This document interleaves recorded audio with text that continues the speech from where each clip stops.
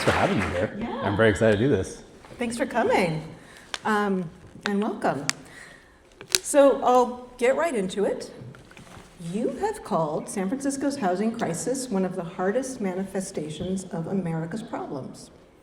And your platform mentions some pretty ambitious things, including building tens of thousands of new homes in San Francisco as part of a national housing plan. If you're elected, can you walk us through what success on housing would look like for you? And maybe talk a little bit about it on different timelines as well, because housing takes some time to get up and running.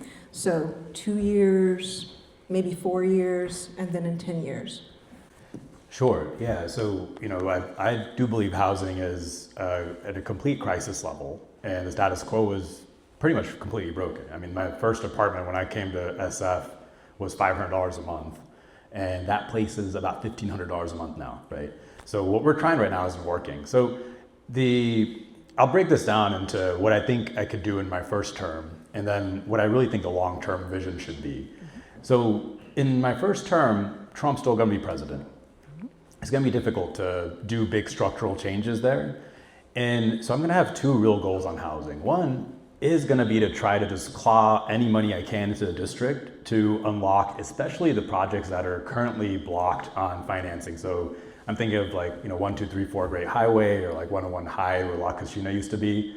And these are projects that have been permitted. They're affordable housing projects that have had their funding cut. And in Congress, we do go through an earmark process where I can try to get money in. But the bigger opportunity, in my view, is what is the bigger vision on housing going to be going into 2028, right? And that is where, and I'll lay out a bit about what my vision is on housing and what I think could happen there. So, I believe to tackle housing at the level that we need to, we have to have a national housing plan where it boils down to we have federal financing and federal funding to cities and states that cut red tape and make it faster to construct housing. But that's not going to be enough, because we actually have about 70,000 units of housing entitled in San Francisco right now that are simply not getting built. The financing isn't there, construction costs are too high.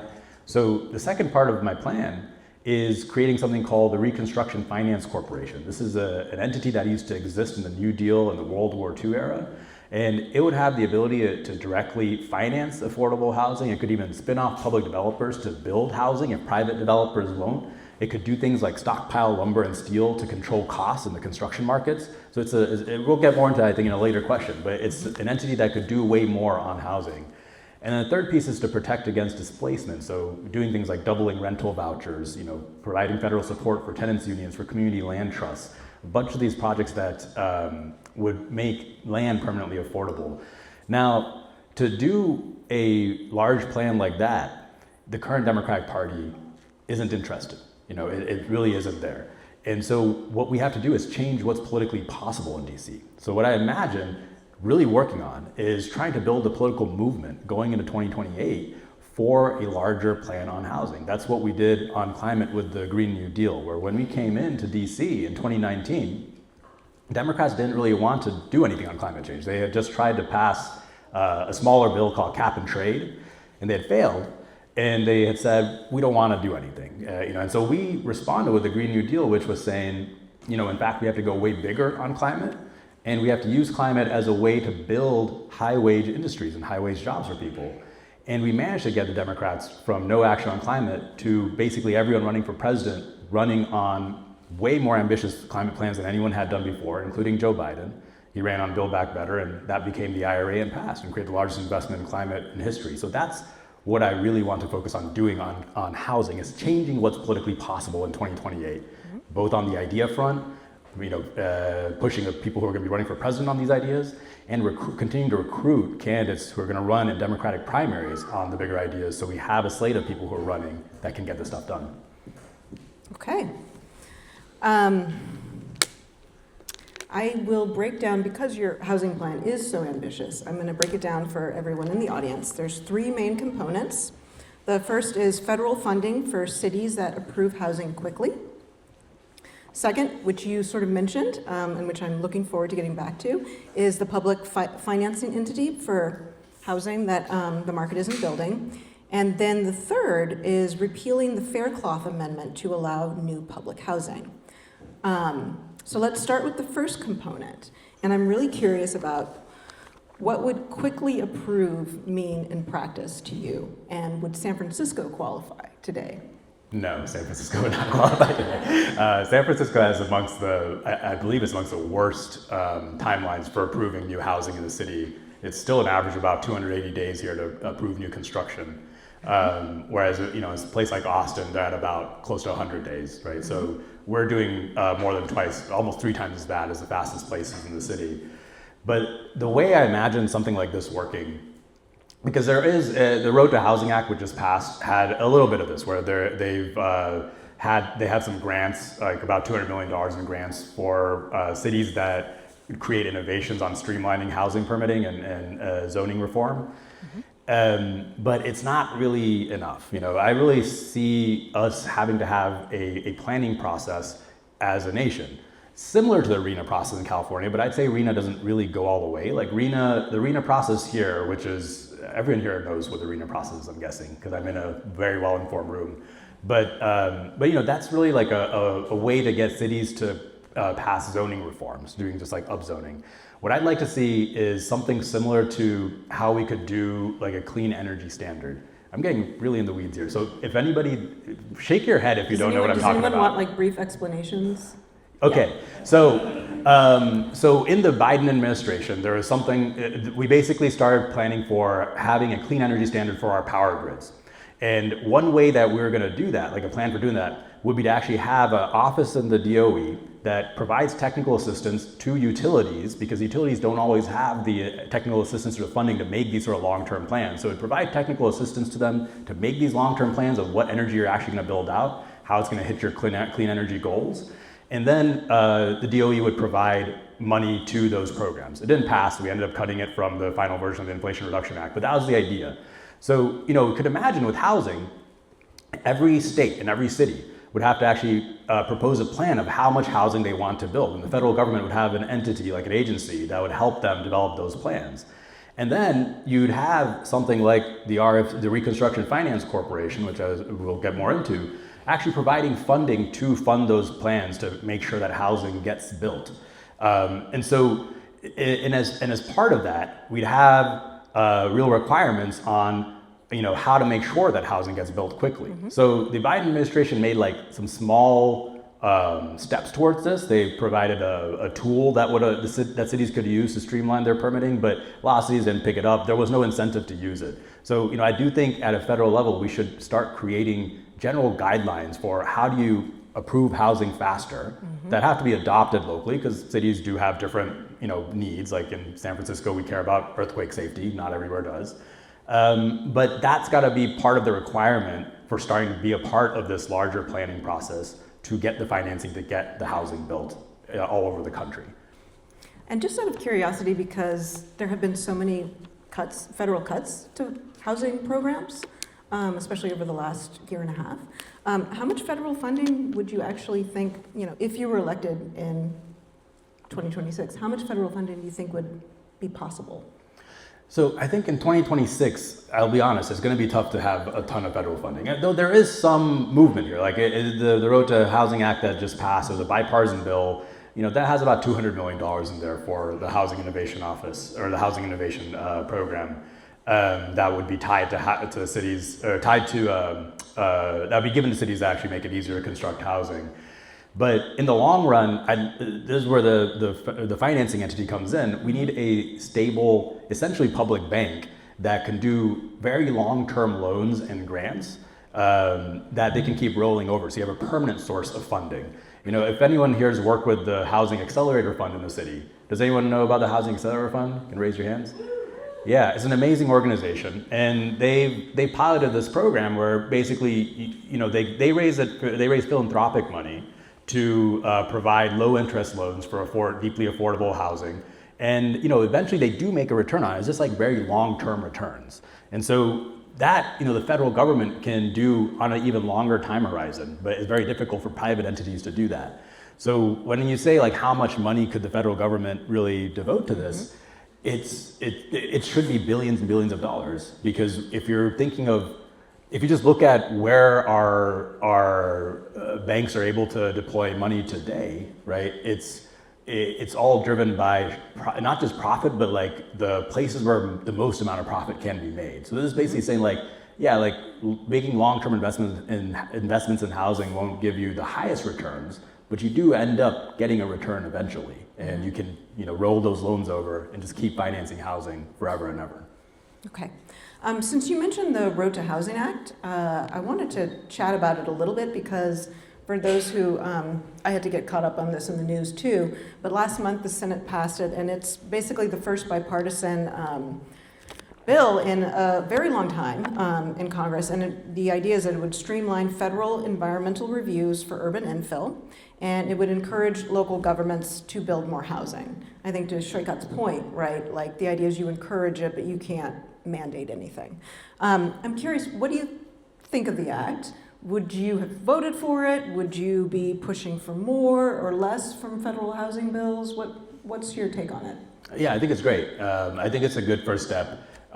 There's a lot of good stuff in there. One of the things specifically that I really like in there is there's they basically get rid of the chassis rule. So right now it's really difficult for manufactured homes or prefab homes to get the same loans and construction loans that stick-built homes get. And it boils down to this rule, like they have to be permanently attached to the ground. You have to get rid of their chassis. And that's kind of ridiculous. That's like one of the reasons why we don't have a lot of prefab construction in the country. And it's like kind of I'd say a disgusting rule, because it goes back to this whole idea of, trailer parks are more risky to invest in because poor people live there, and so I'm glad they took that out.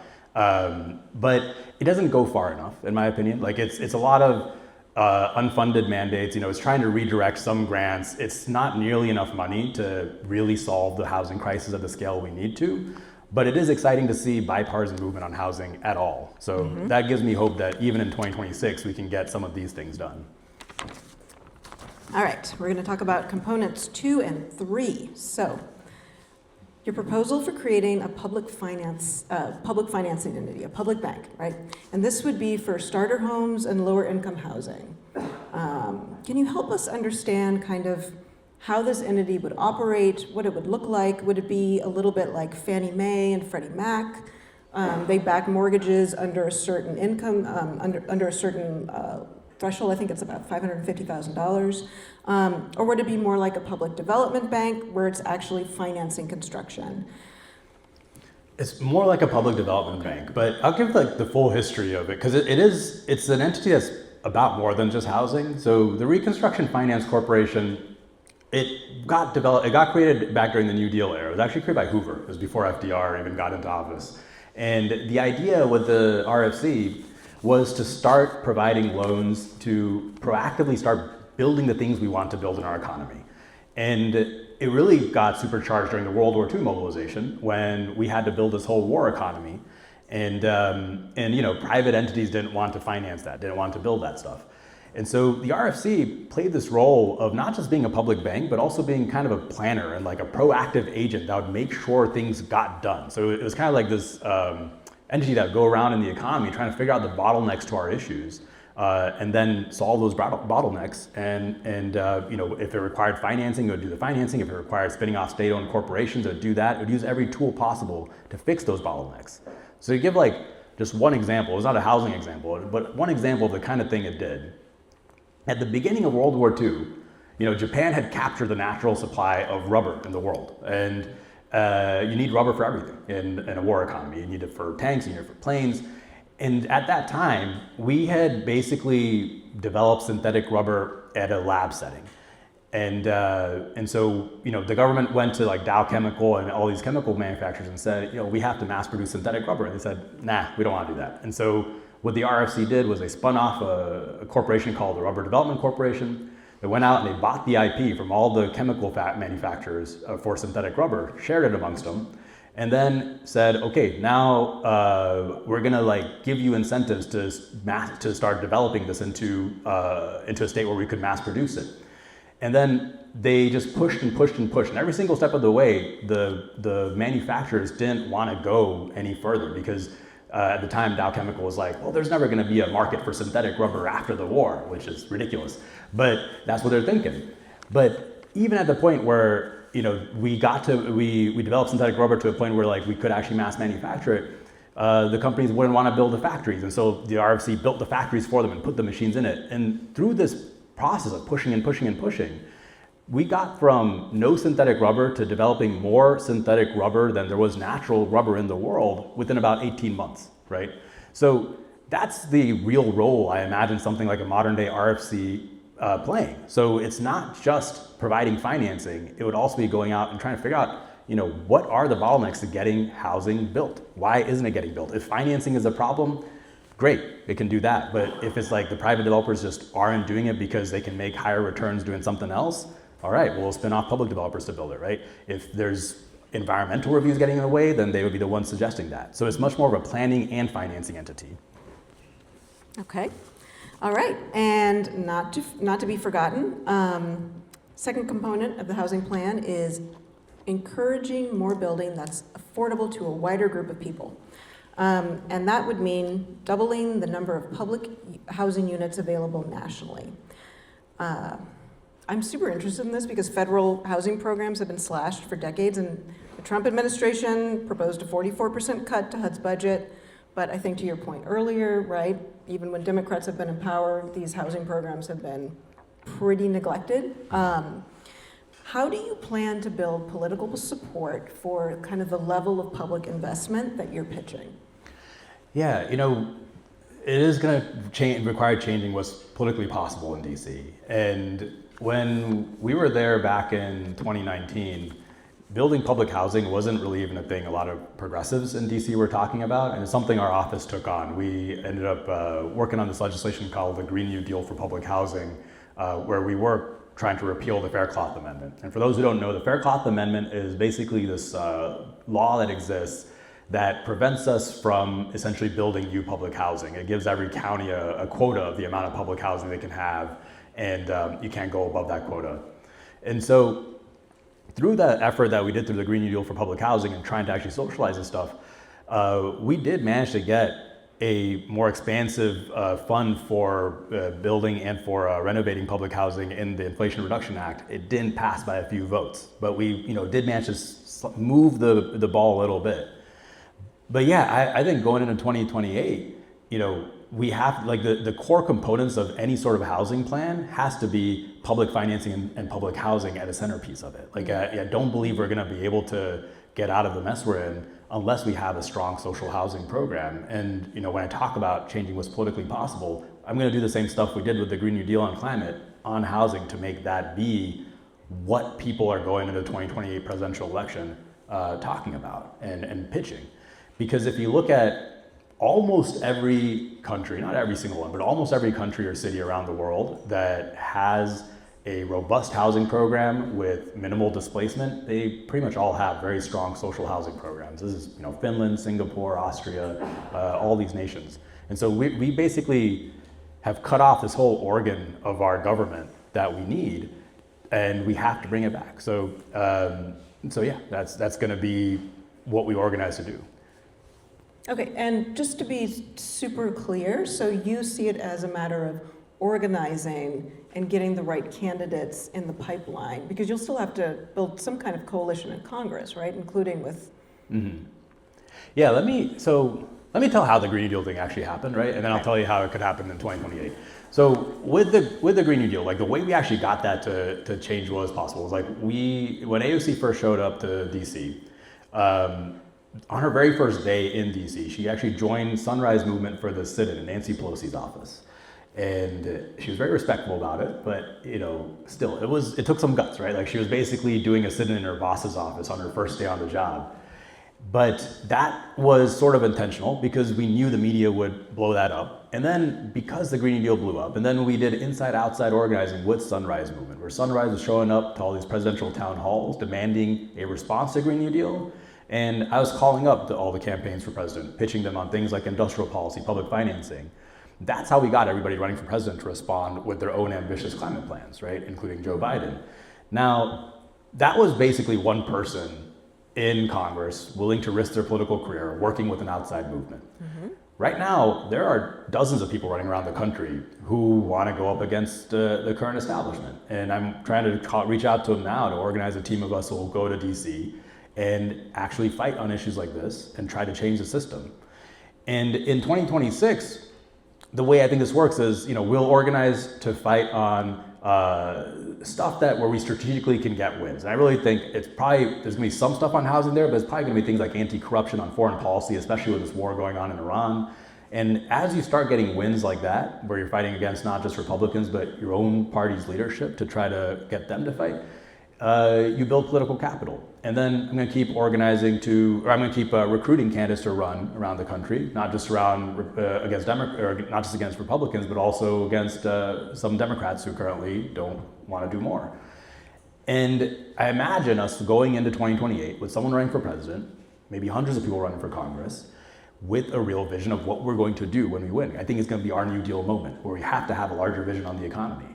And so that is the moment in which something like social housing or public housing has to be at the centerpiece of it, or public financing has to be at the centerpiece of it. And so, am I for sure that that's going to happen? No, of course not. But the plan is that's what we have to try for, because if we can't get a structural fix to the housing issue, then I think everything else we're proposing right now is just going to be too little on a huge fire that's happened. Oh, okay, perfect. Okay, great. All right.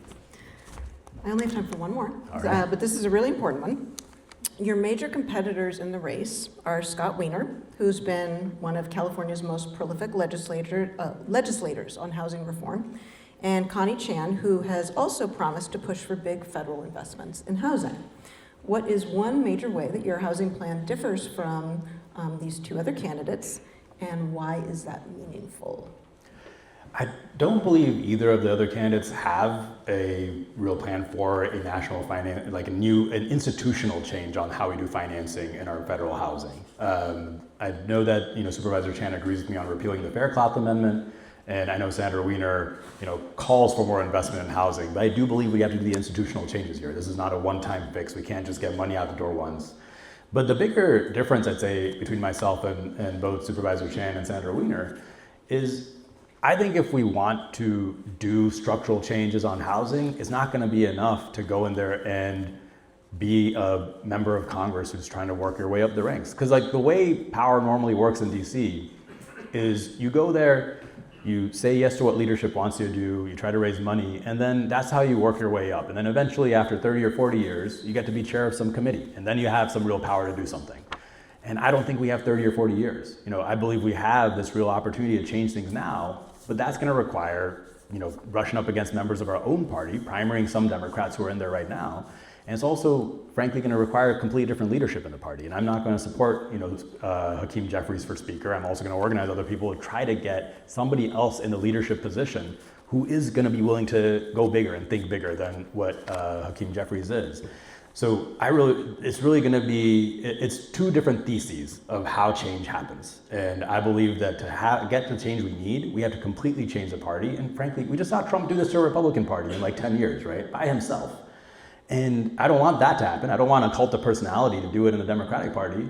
But we could have a movement of candidates working with a massive movement on the outside to completely change the outlook going into 2028 so we can do the structural changes on housing.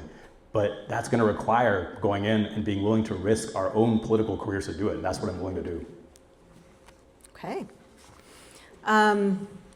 There were a couple of questions about sort of homelessness and then housing as a policy approach.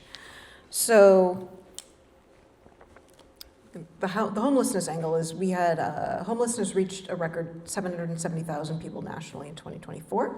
And about 1 out of every 4 people who are unhoused are in California.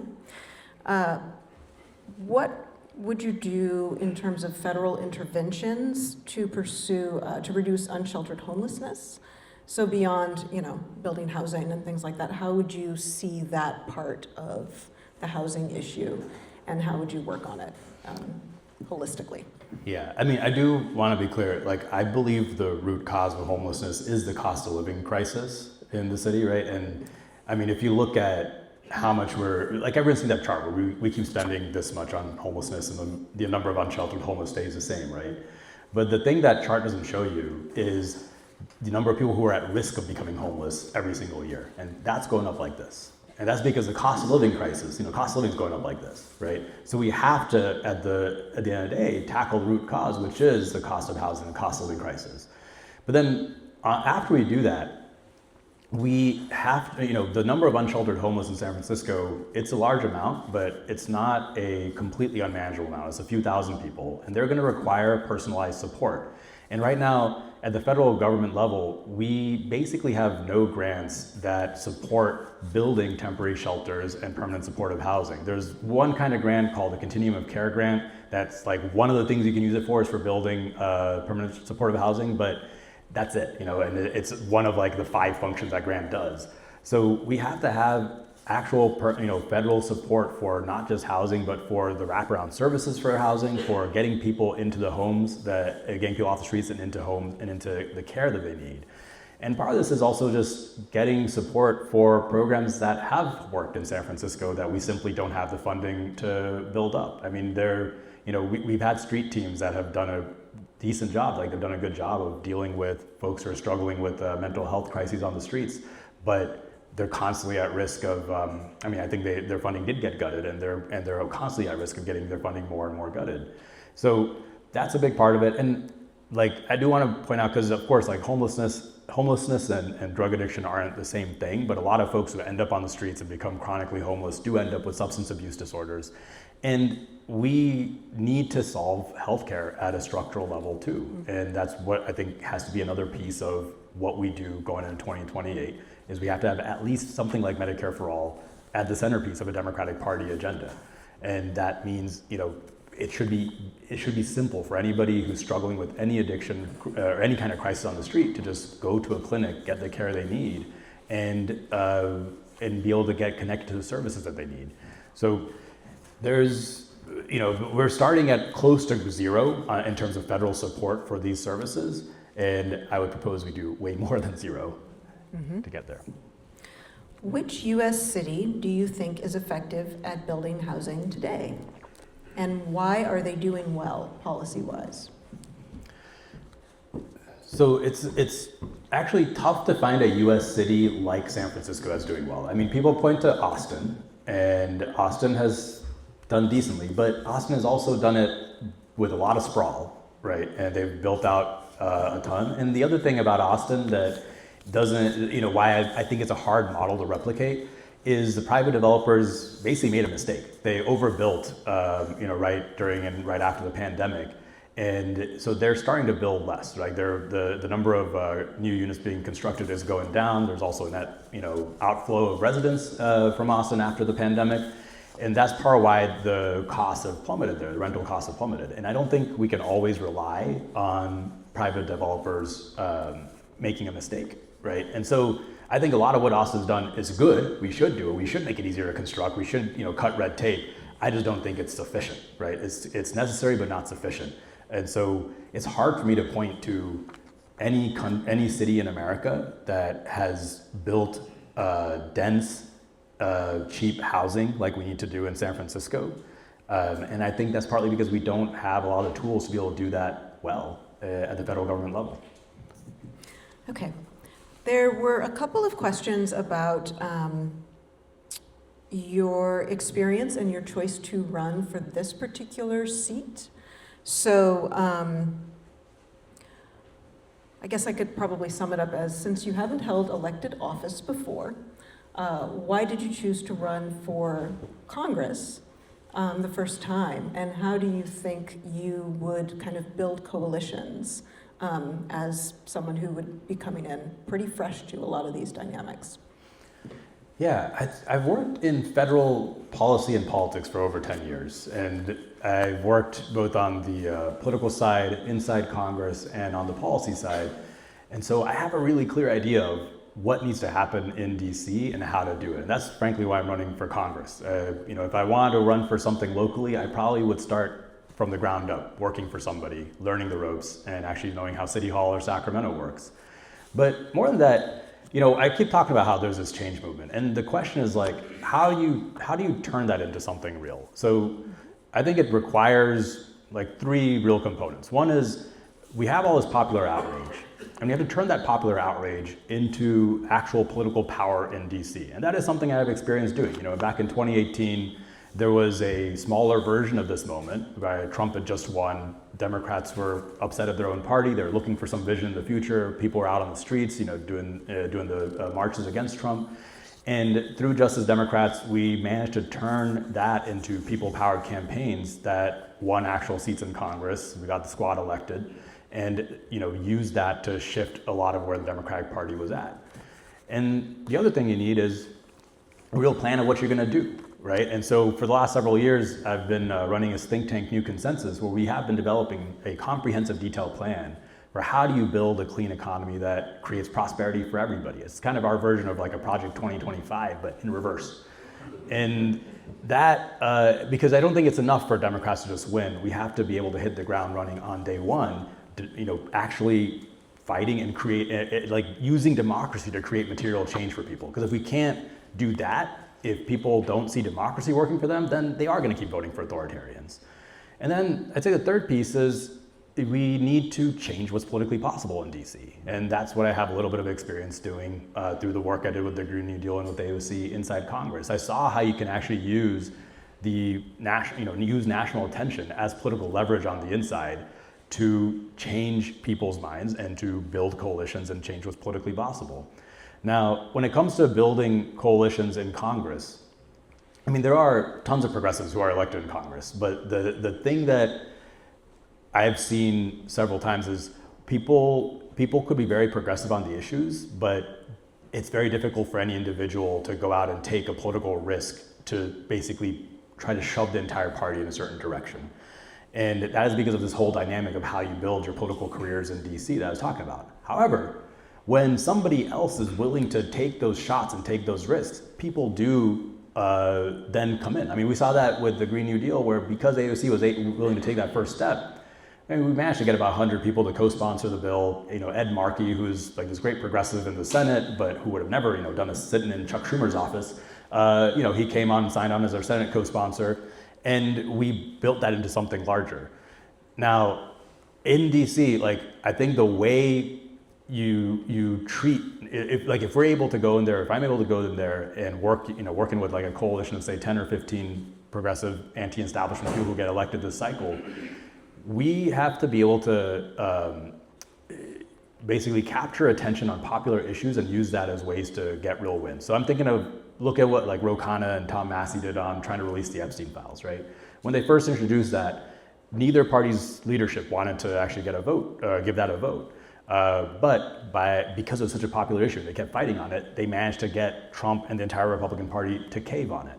That's the same kind of thing that we're going to be able to do on issues like banning congressional stock trading or banning the revolving door between Congress and the lobbying industry or trying to cut the military budget. These are all extremely popular bipartisan issues amongst people. But you have to actually capture national attention and use it as leverage on the inside.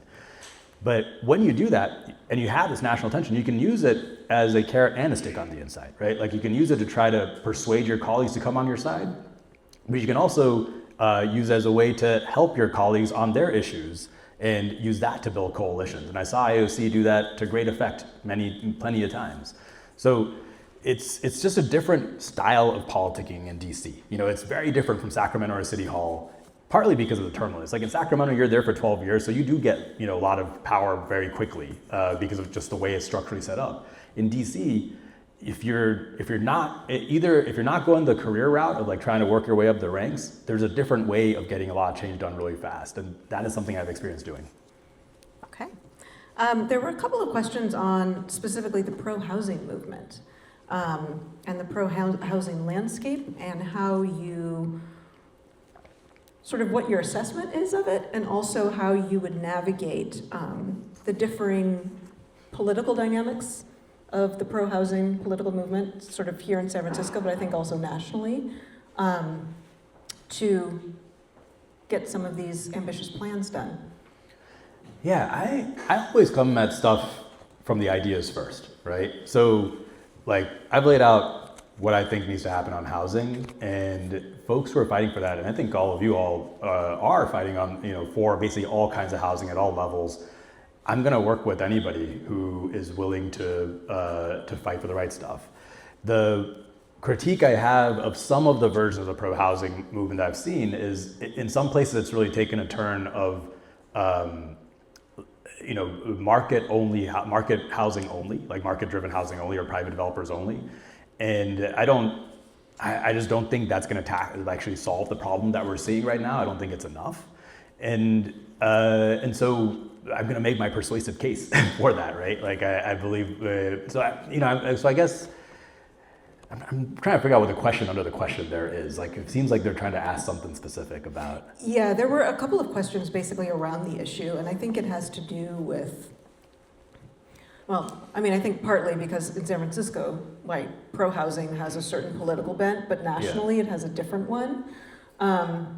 Would there be a way to harness that and actually kind of hopefully get things done in Congress? Oh, sure. Yeah. Or what do you think about bringing that? I mean, my entire view of how any of this stuff changes is inside-outside organizing, right? Like, the way we did the Green New Deal was us on the inside organizing with Sunrise Movement on the outside. But I mean, this has been, if you look at the civil rights movement, right, that was motivated, there's like this huge movement on the outside working with some politicians on the inside. Even the New Deal, there were these huge marches for Social Security insurance that was pressuring the people on the inside to get that passed. So when I talk about like these big structural changes that need to happen, it's gonna be, me and others on the inside trying to get legislation done, but working with a massive movement on the outside, creating the pressure in the political environment to make that happen. And that's gonna be especially true in 2028. So yeah, absolutely, I'll be working with anybody on pro-housing, because I do think it's a big problem. Okay. I think that's about it in terms of time. I do want to encourage everybody to sign up for our events next week. We have one with Connie Chan, and the week after that we have one with Scott Wiener, and there are QR codes right behind me, and you can also sign up outside. I also really want to thank Saikat for coming out here tonight.